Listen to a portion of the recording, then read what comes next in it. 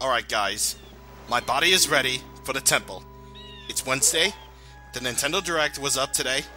I'm really excited about Earthbound being released on the Wii Virtual Console, and a bunch of other stuff. And now we're gonna play the new Wave Bossa Nova, to cheer up Lulu, once again. But it won't show the cutscene this time because I know. Because we've seen it before. And it'll summon Turtles! Les Shredder is going to be pissed. Hello there everybody, this is Seawalt the Platinum One here, and welcome back to Let's Play Legend of Zelda Majora's Mask.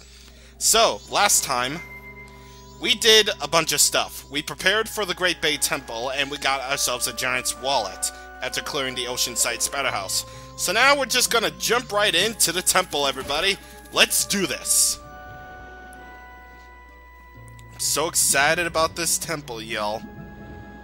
This is gonna be great!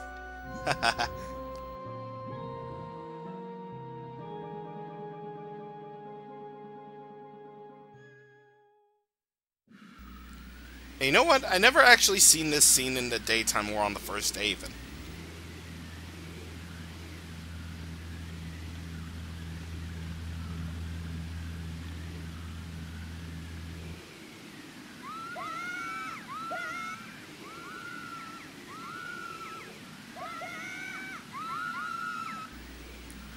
Well, you know what that calls for? The affectionate wah wah wah wah wah wah wah wah wah wah wah. Oh, those Gerudo pirates. They're so stupid. Anyway, welcome to Le Great Bay Temple, our third dungeon in the game. And the only way to enter and exit the temple is through that giant turtle, so Song of Soaring is automatically out. So, to start off, we have these torches that we need to light. These fire arrows, of course. And yeah, we had to light these torches with our fire arrows. And we also had to do them quickly because they have to happen, and when we light all of them, the treasure chest appears. Gee, I wonder what it could possibly be. Could it be a something? It is a something! It's a stray fairy, so back to the old dungeon lore of this game. We're back to hunting stray fairies now. And the only time that the Goron form is gonna be used! Boom! Booyah! And I was kinda hoping there was gonna be magic in there. Actually, let me check the other side. Let's actually talk to you, actually.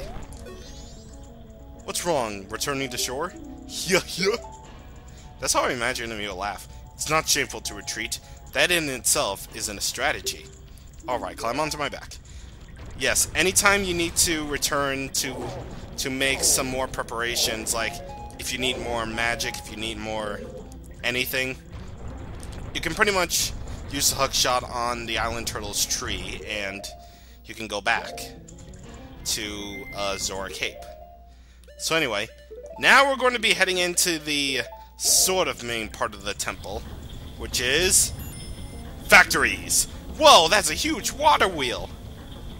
Yes, indeed, that is a huge water wheel indeed. So, judging from this, let me tell you something right now. The water temple in Ocarina of Time might not be so bad as it is, like I used to fear it as a kid, because it made me restart that one time. Ugh. God, it made me have to restart my game that one time because I didn't get a key or didn't find a place where that key was. Ugh.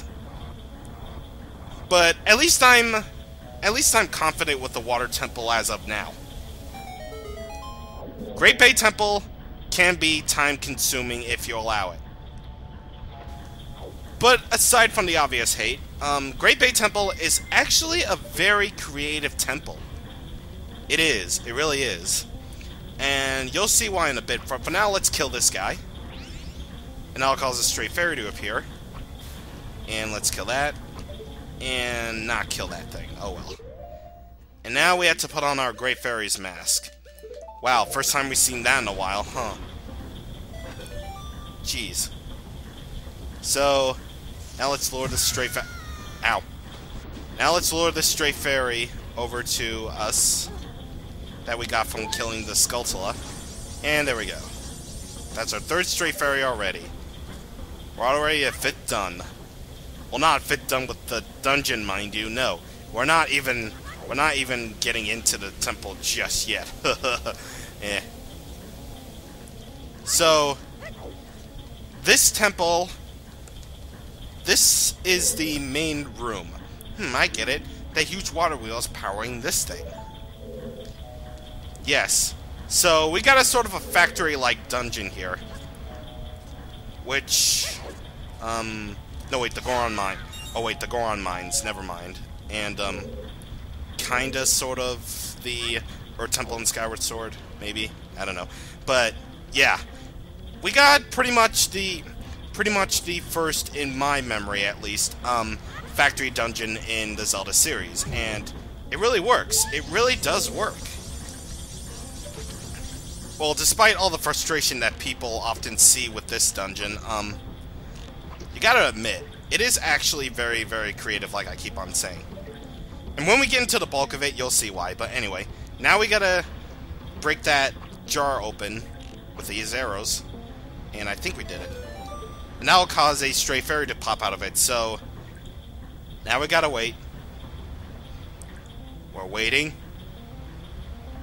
And waiting. More waiting. Come on. Come on, stray fairy. There we go. And now we has to put on the Zora mask. Because we is gonna be swimming. So, you might be thinking, where the heck do I go? What do I do? Well, first things first, you have to go in here. You have to go over here. Into this room. Die, Skullfish. You don't deserve to live. Actually, you kinda do. You kinda deserve to live because you're a part of the, thing. But anyway, you can try to get that, treasure chest if you wish. But I wouldn't... Actually, no. Actually, no, you can't get that treasure chest right away. Can't get it right away because we has the hook shot. So let's equip the hook shot and change back into a human, and then we gotta hold on to the grapple. I said grapple. Grapple onto the treasure chest, thank you. And let's see what's inside.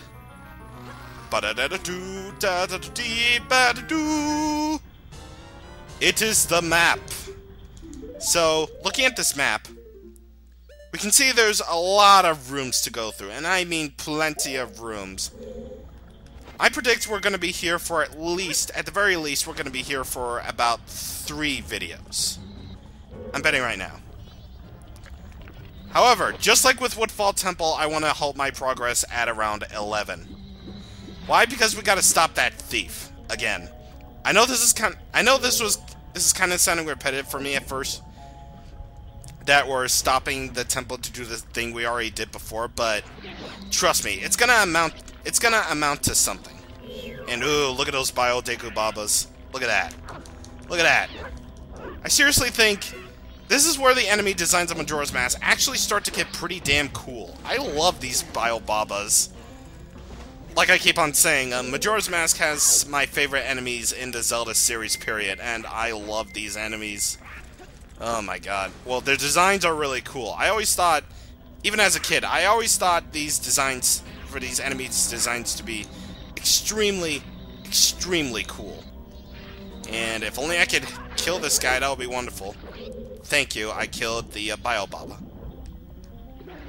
So now, we gotta kill that other one. So let's get out our arrows. And then we can kill this guy. Come on. Come on, aim properly, man. There we go. One shot kills him with the arrows. So definitely much more potent than than Mikhail's punches.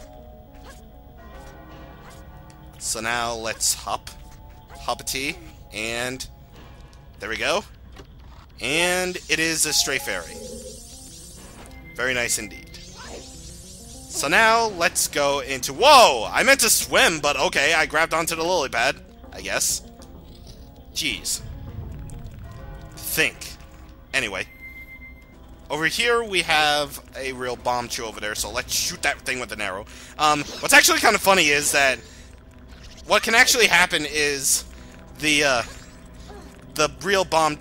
bomb chew can actually walk on the water. Yeah, I'm not kidding. If you allow the bomb chew to chase you, then it will walk on water. I'm dead serious. It's actually really, really funny. And I wish I'd shown that, but oh wells, I killed it because I didn't want to have a proper time. But anyway, yeah. Anyway, that enemy I just killed, that Tata will explain to me right away. The enemy with the hand, it's called a Dexy hand. Just be careful. Look, it's not my fault if you get too close and it grabs you. So yeah, basically don't let the Dexy hand grab you, because otherwise it'll throw you around.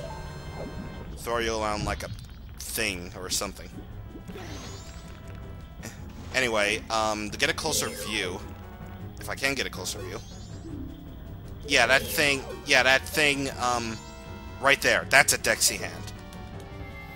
If you manage to get grabbed by that thing, it'll just toss you up back over here, I believe. So, you don't want to get grabbed by those things. Anyway, that's our 7th Stray Fairy.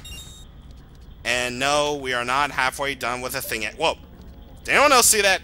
Did anyone else see that? Look at that! Look at that! When I zoom in the arrows, look at that! You can see the Great Fairy's mask face! Ugh. Oh my god! Jeez! Jesus! I never noticed that before, but oh my god! It's actually kind of creepy, yet hilarious, I guess? I don't know. I don't know. Maybe I just find weird tastes in stuff. Maybe. I don't know. So anyway, now we gotta go in here. And I do believe this is our first instance in a while about this Octorok. All you have to do is deflect the rock that spits it out. Okay. So Tala has something. I bet if you could somehow step on the top of that Octorok, I bet you'd be able to climb up to the central pillar. But the Octorok's so squishy and keeps squirming around. There's gotta be something you can do. Well, unfortunately, we don't have that sort of capability, so we can't necessarily step on the Octoroks. Who knows, maybe we'll get in this temple. Anyway, there are no stray fairies in this room, thankfully, so you don't have to worry about that for a while. And real bomb chew. Yeah. Die! Ah! And I got off the pipe, of course. Of course, that happens to me whenever I fail at life. No exceptions. So now we gotta carefully edge our way against this bar right here. Or this pipe, not bar. Bleh. So anyway, open up the door to this room. A little preparing room, I would say. Gee, I wonder if we're already at the sort of mini-boss. Well, I gotta tell you, that mini-boss was pathetic. Actually, no, the mini-boss isn't the choo-choos. As surprising as that is, that's not the mini-boss, sadly. No, the mini-boss is in here! But wait. Where is it? Where is it? Where is it? Oh, glop!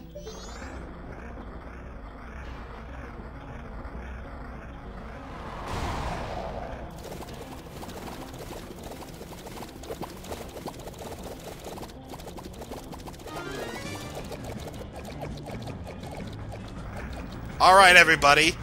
This is Warts, the final boss of Super Mario Bros. 2 USA. Actually, no, this is Wart, the mini-boss of Great Bay Temple. So basically what you want to do is, you want to kill Wart's bubbles right here. How to do that exactly? Well, just spin attack the hell out of them. Trust me, it is the fastest way to deal with these bubbles. And yes, you can hear my control stick spinning around like a maniac. And that just makes me wish I had a Classic Controller Pro for this, because I would seriously need it at this point, although I think the Classic Controller is fine as it is. Even though I had it essentially since 2007. So yeah, if you didn't get the Gilded Sword at this point, what is wrong with you? You definitely do need it for this sort of thing. And once you've destroyed enough bubbles, all you have to do is shoot an arrow in the eye. Because remember, with bosses that have big eyes, it's obvious that you should shoot it in the bubbles. Anyway, dude. Alright, open up your eye. There you are. And while he's doing that, let's kill more of these bubbles. This boss fight doesn't really take that. This boss fight doesn't really take that long if you just spam the spin attack like a maniac. However, I would highly advise that you would use your fire arrows against this thing, because you would be just wasting magic at this point, even though the fire arrows do a lot more damage. And now Wart is gonna be alive without his bubbles to protect him. And he's basically going to try to ram into us. So basically do your same old strategy and song and dance as before, just shoot the bubbles. Or you can shoot him with, or you can like hurt him with the sword, that works too. And ow. Die! Oh! Okay, I shot it in the eye, that works. Or slash it in the eye, that works. Okay. I guess that works. Anyway, what could be in here?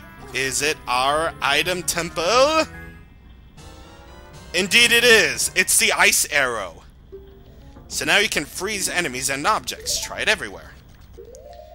So, do you remember the ice arrows in Ocarina of Time? Yeah, remember how much hell you had to go through in order to get these? And what did the ice arrows amount to? Just an extra weapon. But here, the ice arrows are actually very, very useful. And we are going to demonstrate them as the last thing we're going to do for this video. So, do you remember what Tattle said about us having to step onto that Octorok that we saw before? That one right there? Well, the ice arrows clearly managed to freeze stuff, so let's shoot this Octorok with the ice arrows. Yeah, see, look at that. That ice looks really awesome. And, yeah, ow. I should be ashamed of myself. I got hit by an Octorok. And now we have to turn this gear of sorts, or flywheel. I have no idea what it is. And make that water flow go through the red pipes. So, yeah. Anyway, that's what the ice arrows are used for. They are extremely useful this time around. And I love them for that. I love the game designers for Majora's Mask for doing that. For making the ice arrows actually useful. It's all sorts of awesome. But anyway, now that we've gotten the ice arrows and we made the water flow through the red pipes, now we are indeed going to be stopping this episode here. So, next time on Let's Play Legend of Zelda Majora's Mask, we are going to continue through the Great Bay Temple with our newly found ice arrows. So, I shall see you guys on the next time. Thank you for watching, and goodbye.